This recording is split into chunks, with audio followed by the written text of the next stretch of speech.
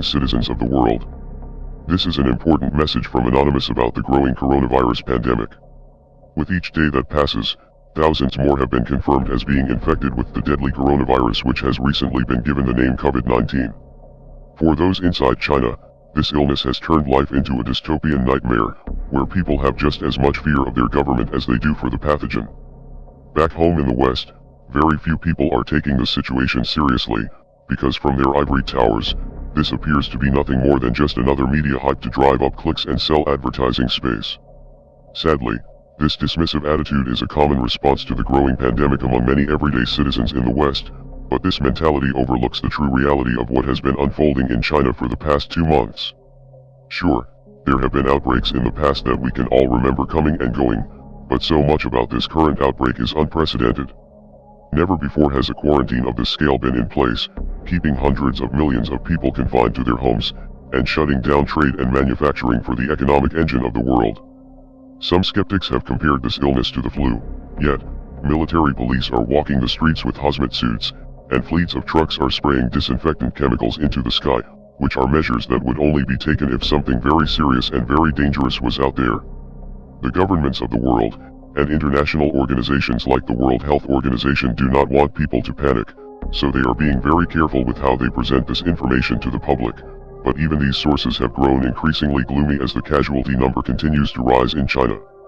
Another important thing to recognize is that the numbers that are being reported from China are not really an accurate representation of what is happening on the ground, and this is something that the CCP admits.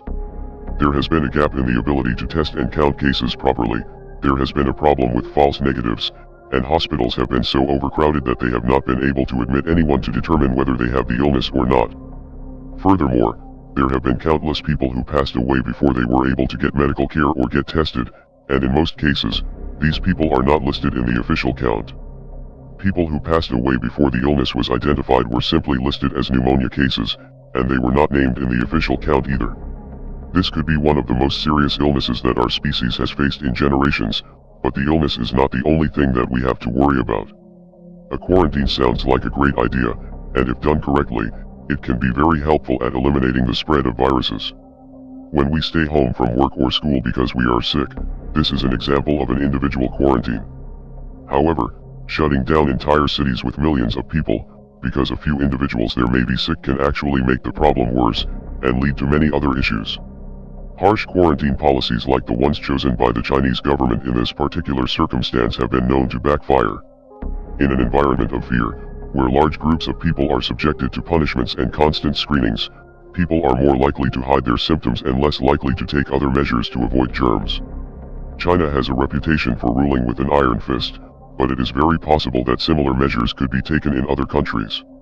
In fact, the World Health Organization has praised China's response to the crisis, saying that the country has set a new standard for outbreak response, but does that standard entail military rule and cities on constant lockdown? We are Anonymous. We are Legion.